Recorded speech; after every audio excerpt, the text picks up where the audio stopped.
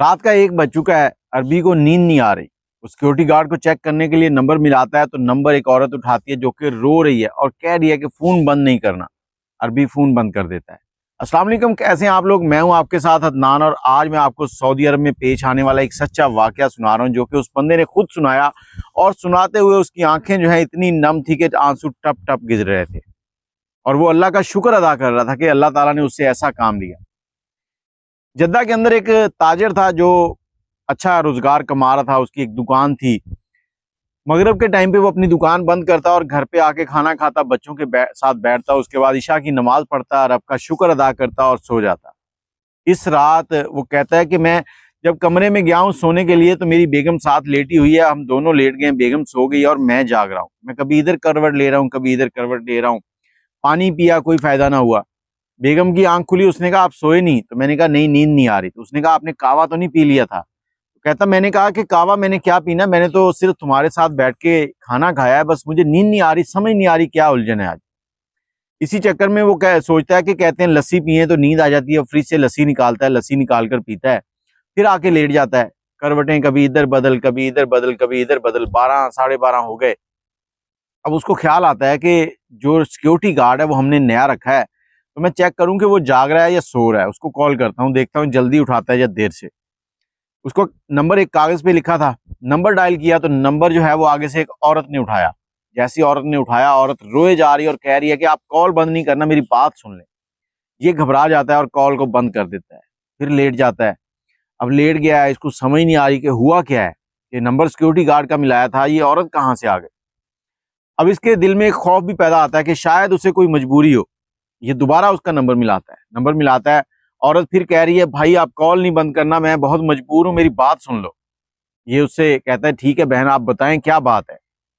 औरत आगे से अपनी सारी दास्तान बताती है, कहती कि मेरा बेटा जो है वो इस वक्त बीमार है और मेरे पास कोई ऐसा वसीला नहीं है कि मैं उसे हॉस्पिटल लेके जा सकूं। वो बेहोश हो चुका है, उसे होश भी नहीं आ रहा, बुखार में तप रहा है। तो आप अगर मेरी मदद कर दें तो अल्लाह पाक आपका भला करेगा। ये शख्स फौरी तौर पे उसका एड्रेस लेता है जो इसके घर से 2-3 किलोमीटर के फासले पे होता है। अपनी बेगम को उठाता है, बेगम कहती क्या हुआ? कहता उठो गाड़ी में बैठो फिर बताता हूँ, अल्लाह ने हमारे जिम्मे एक काम लगाया वो करके आना है। रास्ते में बेगम को सारी कहानी बताता है। आगे जाके उस औरत को फोन करते हैं, उसे कहते हैं घर से बाहर आओ। घर से बाहर आती है तो इसकी बेगम उससे मिलती है। औरत रोए जा रही थी, ज़ारो कतार रो रही थी कि उसकी इंतहा थी, एक माँ की ममता जो है उसका इम्तिहान चल रहा था। औरत ने उसे दिलासा दिया, बच्चे का पूछा, उसने कहा अंदर है। तो ये मर्द अंदर गया और औरत के साथ उसकी बीवी भी गई और उस बच्चे को वहां से लिया और लेके गाड़ी में बिठाया और हॉस्पिटल चले गए। हॉस्पिटल पहुंचे हैं, वहां पहुंचने के तक तकरीबन 2 का टाइम हो चुका था। डॉक्टर को दिखाया, डॉक्टर ने उसकी तिब्बी इमदाद जो है वो शुरू की और इस शख्स ने कहा कि चलो ठीक है मैं जाता हूँ मस्जिद, थोड़े नफल पढ़ के आता हूँ, दुआ करता हूँ, अल्लाह पाक करम करेगा। मस्जिद चला गया, कुछ नवाफिल अदा किए और उसके बाद फजर की अजान हो गई। फजर की नमाज पढ़ी, वापस आया तो इसकी बीवी जो है वो मुस्कुरा रही है। मुस्कुराते हुए देखा तो कहता क्या हुआ? कहती वो बच्चा होश में आ गया, उसकी माँ उसके साथ बातें कर रही है। जब ये आगे बढ़ते हैं देखते हैं तो वो बहुत खुश होती है और झुकी हुई नजरों से इनका शुक्रिया अदा कर रही होती है।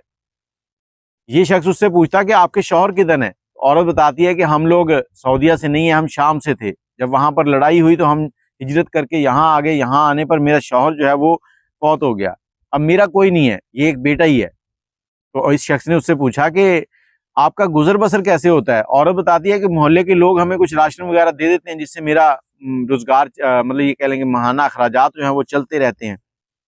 तो इसने कहा कि आपने अल्लाह ताला से क्या दुआ की कि जो मुझे नींद नहीं आ रही थी ऐसा हो गया?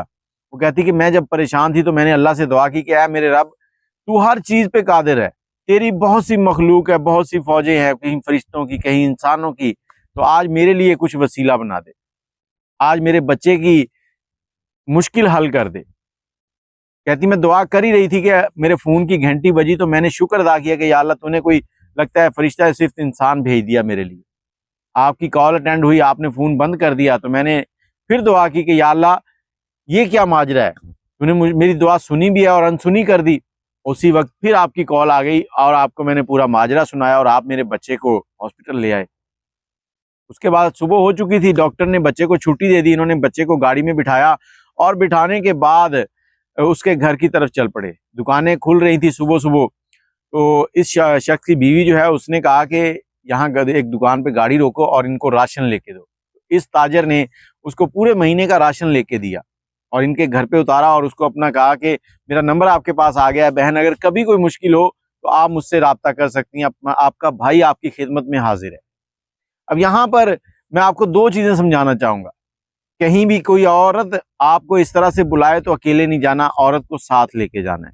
अपने साथ किसी ना किसी को लेके जरूर जाएं। मैं ये नहीं कहता कि किसी की मदद ना करें, मदद जरूर करें, लेकिन साथ किसी को जरूर लेके जाएं।